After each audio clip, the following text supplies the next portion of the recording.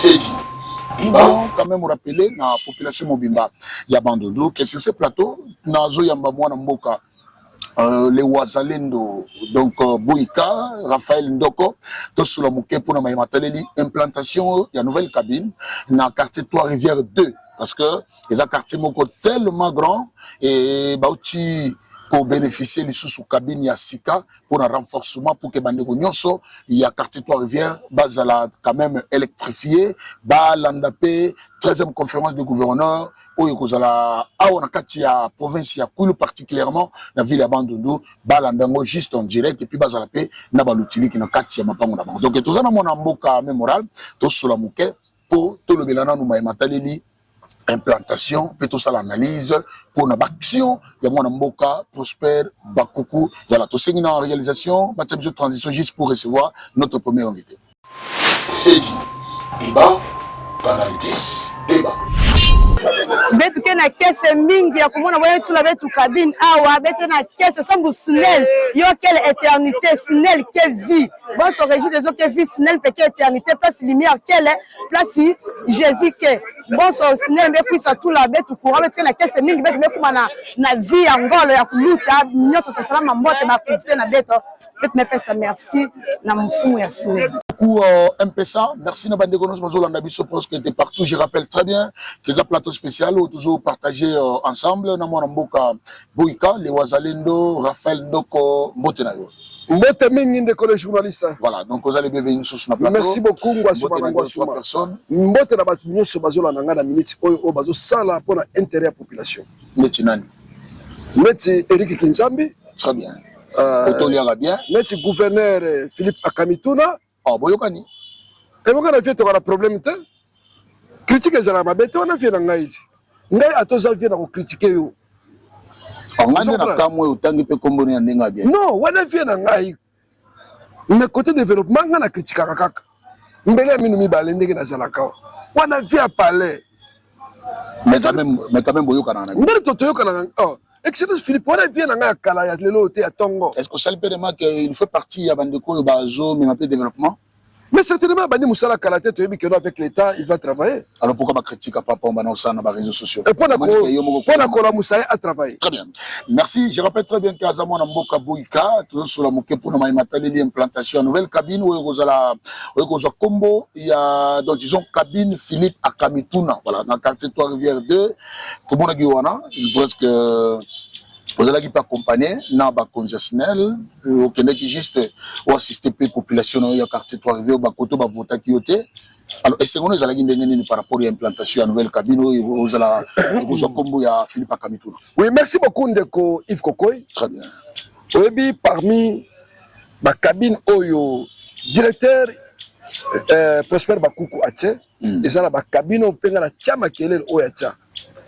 Ah bon? Oui, ndati ya lisala ngana chama kelele na époque wana parce que banda lisala bazalaki à tout moment bazwa kolanda ba match bazwa kolanda ba film na bandu te na bandu même ça que nous allons quelque part te na zalaki bazwa kolanda ba match na office mais mona kina ba insécurité mboka na bana ko chama kelele. Très bien. Tina niveau oyo que to ba ko aye ko chakura l'époque ya ebandaki époque ya Kinyoka ba bandi papa Michel Balabala père son nama yekoma ndeba yeko tia cabine wana cabine lisusu à Trois-Rivières première cabine à Trois-Rivières makelele nanga toujours alors omoni Prosper Bakuku azali mutale ona lobi directeur national pamba tena ta oya sali on a déjà 8e cabine. 8e cabine. Parmi l'actionnaire. Oui, parmi l'actionnaire. Ça compte ma réhabilitation. Oui, ça compte qu'au bon qui ça réseau, à singa ba câble. L'assainissement. Oui.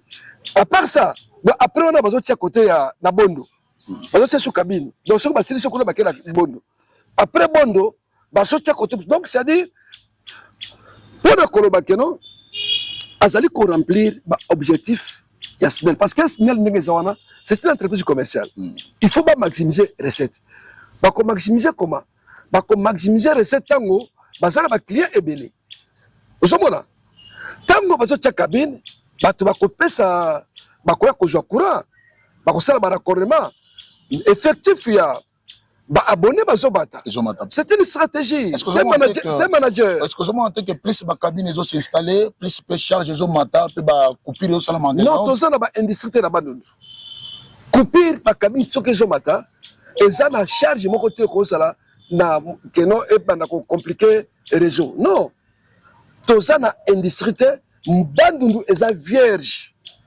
Attends, industrie ça là qui, oui combien de puissance c'est ça la katia, la salle de miona. Donc c'est-à-dire, badu negezala, et qu'on appelle ça qui quitte, et qu'on appelle ça qui inongo, et qu'on ça là et le comme côté. C'est-à-dire, Prosper Bakou c'est manager avec esprit, il y a maximisation. Apparemment il est beaucoup combattu. Bon, tout d'abord, c'est combat très belé parce que c'est comme ça, Moutou Oyamala Mouba combattre comme s'il y a un ni les prophète, ni les prophètes chez lui. C'est qu'il y a un problème. Non, et ce problème est peut-être jaloux. Mais là, un jour, tu as parce que à l'éternel, un jour, tu as une imitation. Tu as une imitation, tu as là. Tu as là. Parce que, après le au moins, je la koufi, très bien. Voilà, donc dans le discours, il y a mon amboka Prosper Bakou, TV Radio Tebandé. D'ailleurs, nous allons quand même vous donner les images. Bandego Belépé à Trois-Rivières, vous avez l'impression à la population en quartier Trois-Rivières. Dans le discours, a rappelé très bien que ils ont toujours basé, n'a pas accompagné le gouverneur et la province, toujours pour la mise en œuvre avant qu'il y ait la 13e conférence de gouverneur. Et puis, la cabine va porter le nom du gouverneur des provinces. Oui, c'est tout à fait normal, vraiment. Je féliciter la reconnaissance envers le gouverneur de la province. Très bien. Vous avez accompagné? Certainement, parce que au moins, dans la conférence, il y a un gouverneur qui est là. Parce que les transmissions sont en direct. Très bien. Il faut être capable. Il y a Abimisi télévision Azotala. Azala capable parce que quand on voit l'éclairage, et ça qui sa insécurité. Là où il y a l'obscurité, il y a l'insécurité. Ni nous t'avons bien combattu Tamawara. Donc ça veut dire que l'outil peut faire partie à développement. Certainement dans le développement. Très bien. L'outil qui est à la boucle, au moins de souffrir. Au moins de vie commissaire. Attends qu'on repasse, non? Oui, qu'on repasse pas si. C'est ça, c'est vie commissaire. Et qu'on a Massango qu'on dit que c'est comme 1000 francs. Et qu'on a mon Massango. L'el oyo. Maman va te crambisi. Ma copine, comment on a passé sur Azumbis, n'a mai, et son mamite, place à Kobombango, et zate. Morgue, n'en parlons même pas. C'est-à-dire, courant, et ça a développé, il y a facteur de développement, ma casse la Kachamouk. Donc, une vie améliorée. Une vie améliorée. Mais alors, nous voulons quand même chuter avec cet élément. D'abord, je rappelle très bien que Banamboka, le quartier Trois-Rivières 2, parce qu'ils ont déjà trouvé 1 à 2. Mais normalement, ce quartier-là doit avoir sa commune en elle-même. Oui, certainement, ils ont un conseil à décentralisation, ils ont un effort pour comme commune, parce qu'ils ont un quartier à Mounene. C'est un quartier d'avenir. Ils ont un quartier à Mounene, ils ont annexé un quartier, ils ont un quartier à Basoko. Mais ils ont mérité, ils ont la commune. Il faut continuer à construire la commune. Bakonzi ya décentralisation bangone bakosala keno lelo bakeko bunda ko commune très bien to mona bamboka monsieur yaki na 2 communes 3 communes mais au fur et à mesure mboka pusani babakisi commune c'est comme ça. Très bien. Voilà, Bandeko Balandi, le mois de septembre, la ville de Bandundu et ses environs ba utiko subir na ba coupure répétée. Alors la coupure wana quand même ezo mais moment désagrément na kati ya population to nous discuter muke na mwana mboka Raphaël Ndoko pona ma matali les ba facture. Alors il peut azali parmi bato bakenda kolela la population auprès ya ba autorité ndenge ni bosololi na bande kwasnel pona ma matali ba facturation il y a mois de septembre parce que le 30 août de presque courir qui est équipé et ça là 9 jours. Dans les 25 septembre, et qu'on a les soutiens, les notes, alors, est-ce que vous savez quand même, dans Bandeko Yasnel, surtout beaucoup plus d'un côté à service clientèle? Oui, merci beaucoup. Service de facturation? Oui, Yves, merci beaucoup. Très bien. Pour nous coupler des cas, base à la reconnaissance par rapport à Bajiro Koura et Zati. Et c'est Bandimi? Oui, Bandimi, oui, base à la reconnaissance, il très bien. Il très bien. Vous avez pour flatter la population? Non. Est-ce que. Non.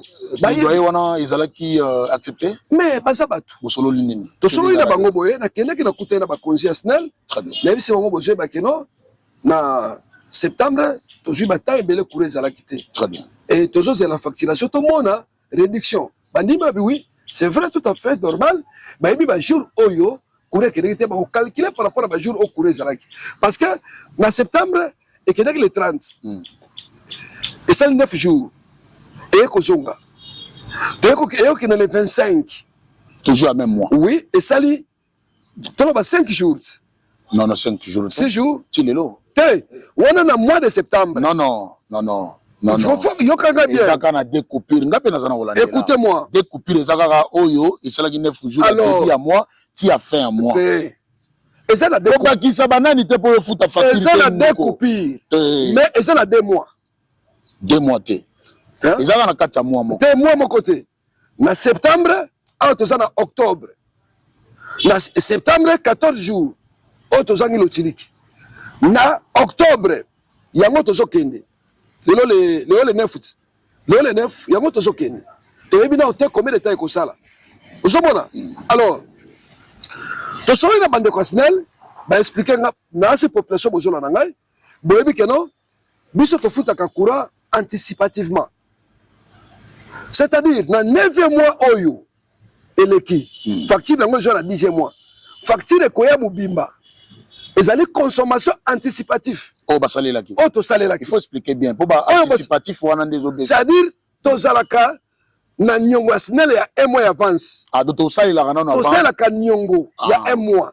Vous savez, très bien. Maintenant, si on commis, na facture Oyo, il y a 10 mois, et qu'on y a na novembre. N'est-ce qu'on va comptabiliser, parce que ça, la calcul, il y a un jour où ça a quitté. C'est-à-dire, facture qu'on y a, il y a 10 mois en novembre, et qu'on y a ndambu. Très bien. Facture Oyo, et qu'on y a, il y a 11 mois, et qu'on y a na début à décembre, et qu'on y a ndambu. Ce qui paye, n'est-ce que tu as comme le 10e mois, le 9, ce qui te fait du mois, courant et yété, c'est que on peut s'habiller sur facture. On peut sur facture il y a 10e mois, on te sait là qui 9 jours courant, c'est là qui te 5 jours. À qui la faute? Il y a biso. Il y a biso. Merci. C'est une population. Merci. Population, bon, bah, très bien. Facture il y a 9e mois, et zobima awa na 10e mois, et koya mobimba. Tandis que facture, il y a 10e mois, il y a 11e mois, et qu'il y a ndambu, pour tenir compte, il y a un jour qui est courant. Si vous avez 15 jours, papa facture, divisé par 2, si vous avez 30 000. Merci beaucoup, MPSA. Il y a 10e mois, il y a 11e mois, et qu'il y a décembre, na début, et qu'il y a n'importe 9 jours déjà. Moi, c'est le calcul, il y a un calcul à semaine. Oh, mais tu as ouvertement. C'est comme ça, moi, basé sur et ça n'est pas. Le bon solo des gens. Qui t'a qu'on a l'engi, Snell Azar reconnaissant. Oui, Snell Azar reconnaissant, et un jour, Oyo, le truc que ça l'a quitté. Merci beaucoup, Mémoral. Merci beaucoup. C'est dit. Débat, banalitis.